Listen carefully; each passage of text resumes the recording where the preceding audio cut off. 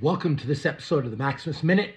And I just got a body fat test, and I want to talk to you about my body fat test and frankly what it takes to be lean in your 40s. Now, the strategies I'm about to give you, they'll work when you're 20, they'll work when you're 30, they'll work when you're 50. I just happen to be 45 years old. And speaking of that body fat test, I just got it back, and I am 10.8% body fat. Now, that's on a DEXA scan. The first thing to note, and listen, buckle up because I'm going to give you a bunch of information in this Maximus Minute, but DEXA and the dunk tank are the only two body fat measures that I trust.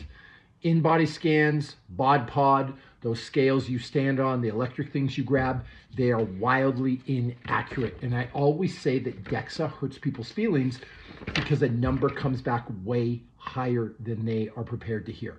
You see, DEXA tests every type of fat. It even tests your visceral fat. That's the fat around your organs. And so it comes back higher. There's a lot of people that think they're 15, they're actually 25. There's a lot of people that are 20 or they think they're 20 and they're actually 30. I actually had one client come back with a 39 and they were absolutely shocked. So first of all, the DEXA is the real deal. It's the real scan. It will give you an accurate measure. Again, there's a lot of people walking around thinking they're 8 or 10 and they are nowhere close. Anyway, get my DEXA scan. I'm 10.8%. Now, what does that mean? Like, how can I draw a comparison so you know what people look like? Your average person walking around, you're probably looking at, well, they've got actually a little readout here. If you're looking at males, 11 to 17 years old, normal is less than 22%, 18 to 49, less than 25%, and then 50 to 84 years old, less than 27%. That's for males. For females, 11 to 17, less than 34%, 18 to 49, less than 36%, 50 to 84 years old, less than 40%. Now, again, those values seem high, but DEXA is the real deal and numbers generally come back higher. Anyway, I'm 10.8. To put that in comparison or to tell you how lean I am, a professional bodybuilder on stage is probably around 6 to 7%. So I'm really lean. Like, I'm almost too lean, if that makes sense. I'd rather be riding somewhere around 12. I think it's healthier for your hormones. I think it's better for you, but I've just managed to get that lean. Now, why am I trying to get that lean? I fight, I do jujitsu. I'm trying to get in a lower weight class, and so that's kind of where I am. But regardless, 10.8 is a really, really good number. How do those numbers break down? Well, I'm 235.6 pounds, so we'll call it 236. That means I've got 24.4 pounds of fat tissue, and I've got 201 pounds of lean tissue, not muscle, lean tissue. So everything else basically on my body. Now, the question is, how am I doing this? Especially at 45 years old, and especially I have never taken a drug in my life, and I am not on TRT, nor have I taken TRT. Not to go down a rabbit hole, but if you don't need it, I'm against TRT. It's not a Band-Aid solution. It's not something I recommend if you can get lean or you can have high testosterone naturally. If you do it naturally is always better. And I actually feel that way about all kinds of medicine. Like, if you can do stuff the natural way without some pharmaceutical, let's do it that way. But I digress. So, how am I doing this at 45 years old, completely drug-free? And I want to touch on 3 areas. We're going to touch on training, we're going to touch on nutrition, and we're going to touch on recovery. We'll go with recovery first because, frankly, it's the easiest. 8 hours sleep in a completely blacked out environment. That's number one. And by completely blacked out, I mean, even if there's a TV in my room, I'll take black electrical tape and tape over the little red light. So it's a complete absence of light. If I wake up in the middle of the night and hold my hand in front of my face, I will not see it. It needs to be completely 100% black. You want to take that to a new level, get all the electronics out of your room. With my phone, I keep it in a drawer face down so I don't see any light from it whatsoever. If you're doing that, your testosterone will be up, your human growth hormone will be up, you'll sleep better, your cortisol will be down. Like, this is the secret sauce. The way I teach it at my seminars is it's like an iPhone, right? You plug your iPhone or your Android or your Samsung Galaxy or whatever you have. You plug it in at night, You wake up and that phone's on 100% charge. Well, that's a useful tool throughout the day. You can surf the internet, you can post on social media, you can use your Google Maps, you can do whatever you got to do. If you don't plug that phone in, you leave the house on 20% charge, it becomes a useless tool because you have to limit your use. It shuts down, it goes into power saver mode. So just think of it this way. Your body is the cell phone, the charger is the bed. So we want to get 8 hours sleep. That's a non-negotiable. I haven't woken up to an alarm clock in 3 years. Takes a bit of planning. My first work appointment's at 8 a.m. I go to bed usually somewhere between 9:30 and 10 at night. That means if I sleep 8 full hours and wake up without an alarm clock, I'm up at 6, plenty of time to get ready for work. A lot of people say, well, I have to report to work by this time. I have to do this. I have to do this. A lot of that stuff is up here. Like, do you really have to be up that early? Can you make your own hours? Can you talk to your boss about working from home? Do you have to work out in the morning, or could you work out at lunch or during the day or after work? There are oftentimes solutions. So not waking up to an alarm clock is a big one too, because waking up naturally is going to keep all my good hormones elevated. A couple other recovery practices I believe in with all my heart: ice baths or cold showers. Ice baths do work better. And saunas. For the ice bath, I try to spend a minimum of 11 minutes a week in an ice bath. I'm having one every day for usually around 1.5 to 2 minutes. That said, there are weeks I'm doing 20 minutes, 25 minutes, or 30 minutes. I'm double dipping. I'm going as much as I can. I invested in an actual ice bath for my house. Now, it costs like $5,000, but that's worth it to me.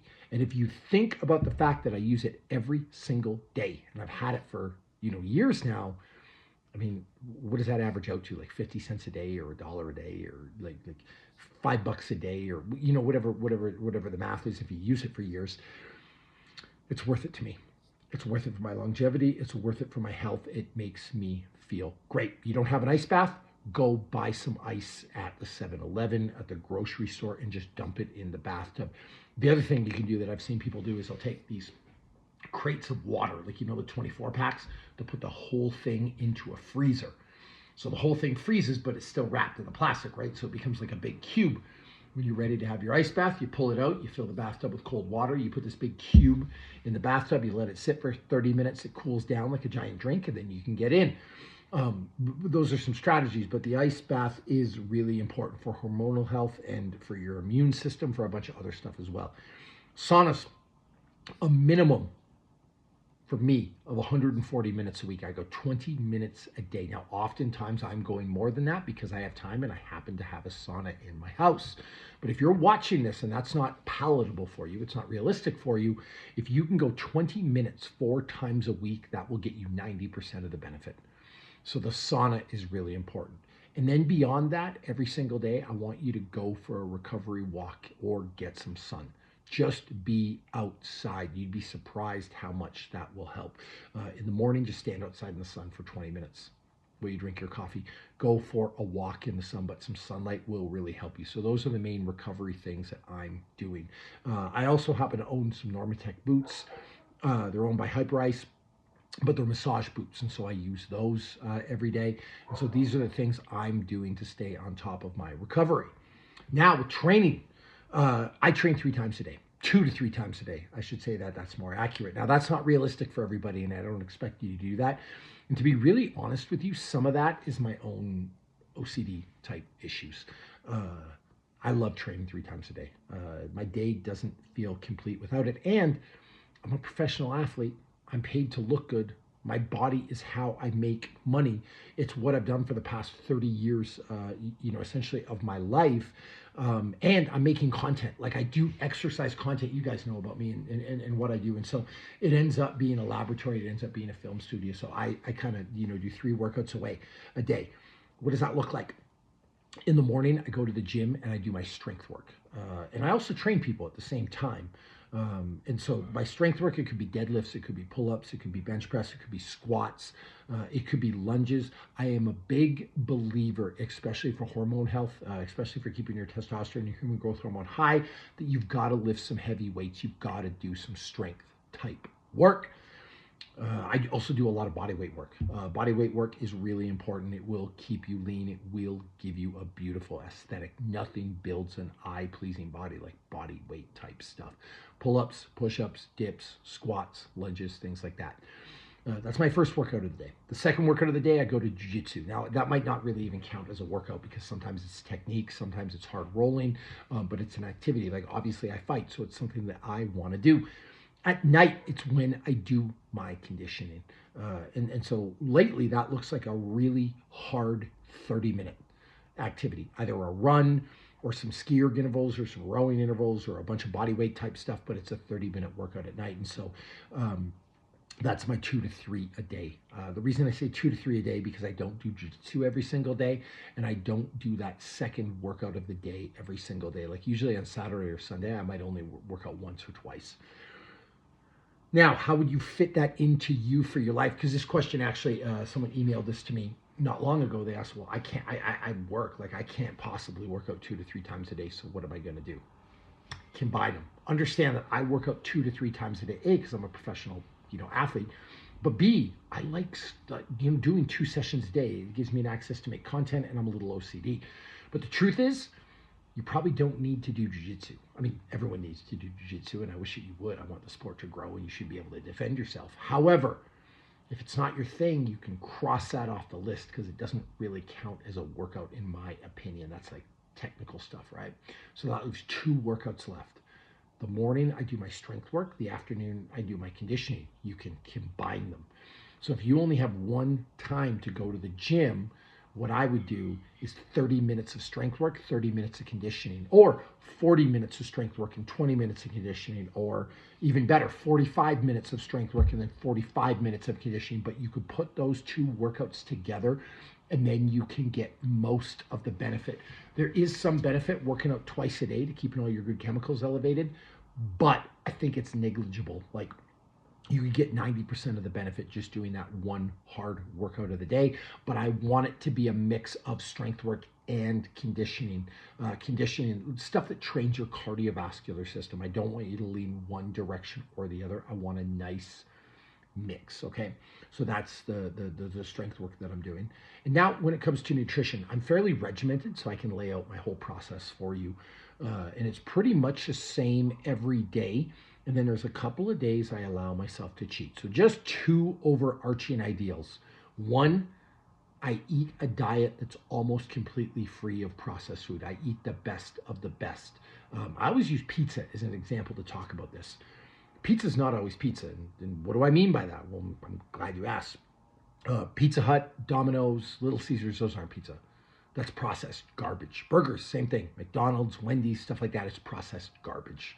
It's not a burger. The type of pizza that I eat, there's a place in town, they use 00 milled flour imported from Italy. They make their own sauce, they make their own cheese, they make their own sausage. It's this beautiful, like flatbread, real Italian pizza. That I'm fine with because it's real ingredients. The minute something's filled with preservatives, the minute it's filled with garbage, it's not good for you. And if there's one thing that you can do above anything else, just improve the quality of your food. This works. It works this way for butter. It works this way for cheese. I'm not eating cheese whiz. I'm not eating some processed cheese spread. I'm eating real, actual aged cheddar cheese. Like, I really buy the best of the best. And I try to do that across the board, even with booze. Like, I'm not drinking Jose Cuervo. I'm not drinking some cheap tequila. If I'm drinking tequila, it's going to be Don Julio. It's going to be Teremana. It's going to be, something that is made with 100% agave. So just try to think. And booze is actually a really good analogy for this. Always go top shelf. So I always eat the best of the best ingredients. And then the next thing I do is I follow the 90-10 rule. 90% of the time, my diet is perfect. It's on track. I am following the macros I'm supposed to hit. There's nothing quote unquote bad. I'm not eating candy. I'm not eating chocolate. I'm not eating ice cream. I'm doing everything that I need to do. 10% of the time I can go have some fun. So the pizza for me falls in the 10% fun category. I'm not eating a pizza every day to stay lean, but when I do eat the pizza, it still has to fall into that. Just because I'm cheating, it doesn't mean I go slumming it.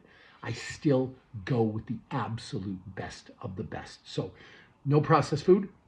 And then I follow the 90-10 rule, okay? And then the 90%, because the 10% is cheating, right? You can go have some fun. The 90%, how I eat.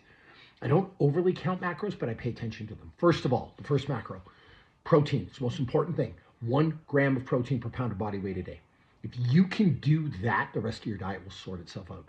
If you eat a protein forward diet like that, and it's really hard, like when you're 236 pounds like me, it's hard to get 236 grams of protein. If you're eating that much protein, you're not eating a bunch of carbs, you're not eating a bunch of fat, you're not getting stuff from other sources. It ends up keeping you full. It ends up helping you with calorie restriction, and it ends up, you end up eating stuff that's not making you fat. I always say no one gets fat on a diet of steak and butter. It's the potatoes, it's the rice, it's the fatty stuff that's gonna, and the carby stuff that's gonna do you in. So, realistically, if you follow that protein rule, you will be set. I limit my carbohydrates to 150 grams a day. That might not seem like a lot, and it really isn't. I mean, there's a lot of people who are eating 200, 300, and they still consider themselves relatively low carb. But 150, on the other hand, it is a fair amount. It means you can have like a fairly big bowl of oatmeal for breakfast. You can have some rice for lunch. Have you ever seen those individual rice bags that you put in the microwave? Uncle Ben's makes them. You can get organic ones. Costco has them. But anyway, they've got about 87 grams of carbs per, like a big thing of rice. And it's a big thing of rice. Like when you make that, it's a big ass bowl. That's only 87 grams of carbs. Like you could have 2 of those a day, and that would put you just over 150 grams of carbs. And that's more than enough. You're eating more carbs than that. I think you have some type of carbohydrate addiction, and it's absolutely not necessary. So I limit my carbs to 150 grams a day. Usually, though, I'm closer to 100. Like I'm not having 2 bags of those rice a day. Like I might have half of one, or I might have 3/4 of one, or I might have one if I'm really hungry for lunch. But then the rest of my meals are relatively carb-free. So realistically, I'm around 100, but I allow myself, 150 as my cap. Some days I will go a little over. If I'm having a cheat day, if I'm going for those pizzas are about 90 to 100 grams of carbs, the real good pizza I'm talking about. So yeah, I have that, and then I happen to have some carbs for lunch, and that's okay. But I mean, I can't remember the last time that I was over 200. And so I limit my carbs, and then my fat, I get what I get. Now, I don't want to sit around eating fat all day. But if I eat that amount of protein, I don't have that much more room left for fat. So if I get it via some avocado, some coconut, some, the fat from ribeyes, maybe a little bacon, maybe a little sausage, maybe some eggs, then I'm doing great. For me, I eat between 3,000 and 4,000 calories a day. That might be too much for most normal people. Keep in mind, I am 236 pounds. I have worked out 2 to 3 times a day for 30 years. So you might only be at 2,500 calories. You might be 2,200 calories, but that would be a good range for you to start with, especially if you're trying to lean out. Also remember, I'm already lean. I'm already at 10%. I don't have to create a deficit. If you were 20% body fat or 30% body fat and you wanted to get leaner, you have to create a deficit. When you have to create a deficit, you're obviously not eating food. Think about 500 extra calories a day. If you're trying to cut 500 calories a day, that's 500 calories you can't eat. So the way it works is if you decide you want to cut 500 calories a day to get down from 20% body fat or 25% body fat, once you're down where you are, like you're at the 11% or the 12%, then you can have that 500 back, and then you just maintain.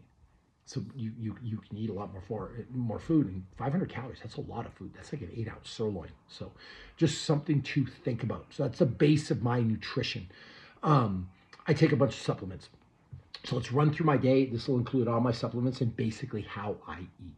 So I wake up and I have a little shake. It's not even really a shake. It's like ice and water and stuff like that.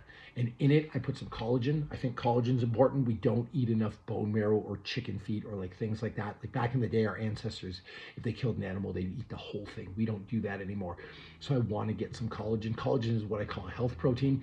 Skin, nails, hair, and it's stuff that's important to me. I want to look younger. I want to feel better. And I think skin health is really underrated. Like you see somebody with bad skin, you know they're not doing too well. And so I think having healthy skin is indicative of your entire body and how healthy you are. You see somebody sick, they look awful in their skin. So collagen is important. I have carnitine. Carnitine will help with fat metabolism and help you burn fat, sitting around 10.8% for me. I don't really know how much I need it. necessarily, but it tastes delicious. You know, the brand that I have, and it's in the link in my if you go to my profile, you can click the link. It's called First Form, but it's got like this delicious orange sunrise flavor, so it's like really delicious to drink. So I put that in there. I have some creatine. Creatine helps me with strength and power. There's almost no downside to taking it, and so I'll have some creatine. And then I have that with water. That's the first thing I have. That's generally when I wake up. We'll call it between 6 and 6:30. After that, I have a shake. I'm on like a mock form of intermittent fasting, I guess. I don't really sit and have a big meal for breakfast. Why? Because it slows me down. I like to feel light on my feet. I like to hit the ground running. I like to work out first thing. I like to pay myself first, but I want to get a little bit of protein, a little bit of calories in. So my shake in the morning is generally some coffee, some raw milk. Not everyone can get it, but I much prefer raw milk. Again, the least processed thing that I can get. Pasteurizing means it's been processed. Like if I could, I would have a cow in the damn backyard and just get the milk like straight from it. But I use coffee. I use raw milk. The coffee I use is an organic coffee. Then I use a scoop of protein powder. I buy a really, really good brand. Again, that link's in my I don't even know if it's a bio on YouTube, but my profile or whatever. I have a scoop of MCT. The brand I like for that is Bubs. I don't work with them. I don't have a link, so you just have to find it on your own. So I got the coffee, the raw milk, the MCT, the protein, and then I use a little bit of cream and a little bit of cinnamon to taste it really good. I put it over ice. It's unreal. With that, I have a multivitamin pack. In that, I've got a probiotic. I've got coenzyme Q10. I've got a fruits and veggies capsule. I've got some essential fatty acids. I do take fish oil. Fish oil is really, really important, especially for inflammation. If you're working out like I do, keeping inflammation down and at bay is super important. It's also good for your brain and your heart health. And then I take a red and a green supplement. I don't eat a ton of vegetables, so I take a red and a green supplement. Reds is what it sounds like berries type stuff, pomegranates. It's like a powder. The greens is like spinach and kale and arugula and all that kind of stuff. They really, really help with digestion and gut health, so I take those. And so that's my morning. When I come home after jiu-jitsu, because I do my weights in jiu-jitsu, I have another one of those shakes. Now, if you're really trying to get lean, you could cut the MCT and you could cut the cream. I'm just trying to get a bit of extra calories, and frankly, I love the taste because it makes it super smooth. But if you were trying to get lean, you could cut those off. So I have my first shake at, we'll call it 7 o'clock, my second shake around 11:30 or 12, and then I'm eating my first real meal at 1 or 2 o'clock of the day. That meal, because I'm pretty regimented, is almost always meat. So chicken or fish or red meat. I prefer red meat, but I will eat the other two. And then I will have some arugula with a little bit of olive oil, a little bit of tomatoes, and some real Parmesan cheese or some burrata. If you were trying to lose weight, use less olive oil. Don't use the burrata or the Parmesan. You can just get used to the arugula. And frankly, arugula is really the only green that I eat. A lot of the other greens, they're filled with fiber and cellulose that I think rip your guts to shreds, especially the cruciferous vegetables. So I only eat arugula. It's easily digestible. So I have that. I have the meat. I have the arugula. Some days I will have a little bit of white rice or potato, but again, I've got that cap limit on my carbohydrates, right? After that, I usually do my third workout of the day, because I really actually in the morning it's one workout, right? It's weights and then Brazilian Jiu-Jitsu, but it stacks back to back. In the afternoon, then I do my other workout, and then after that I will go for my dinner. And for my dinner, I'm generally having meat or chicken, again, with a little bit of arugula, or I'll have some grilled peaches, or I'll have something like that. And that's for dinner. Sometimes I really just only eat meat. Like, just eating meat can be a great dinner. And listen, you're not suffering. If you go sit down and have a 10-ounce ribeye, you ain't doing too bad. You're not complaining. Like, if you ever go for a really good steak, you're going to enjoy the hell of it. Sometimes I'll have just burger patties with cheese, and that's delicious too. And then before bed, if I'm really, really hungry, sometimes I'll have like an egg omelet with a little bit of meat or something like that. That's probably unnecessary too. So that's the basic skeleton of what I follow. And then every so often, I'm having some raspberries, I'm having some walnut butter, I'm having some almond butter. Then, sometimes I have my cheats. I'll go for the pizza, or I'll go for something else. I'll have French fries the odd time. But even with the French fries, like, I'm not having McDonald's French fries. I'm having real French fries. If I'm having potatoes or roasted potatoes with garlic and butter, I'm making it at home. And so that's the basic shell of my diet. In terms of how strict I am, generally Monday, Tuesday, Wednesday are extremely strict. Thursday, I have a little cheat. Friday's really strict. Saturday's really strict. Sunday, because it's family day, I allow myself to cheat a little bit. But that's a really good shell of what I do. Obviously, the calories might not be for you. Like if I'm having a 16-ounce ribeye at night, you might be having a 9-ounce ribeye, but you could follow that skeleton and do really, really well. The other supplements I take that I don't think I mentioned, I take a pre-workout. I love pre-workout. Just gives me a little bit of caffeine, a little bit of energy before my workout, but I make sure the caffeine is sourced from natural sources, from green tea or coffee. I don't get them from non-natural sources like caffeine and hydrous. And that's pretty much my day.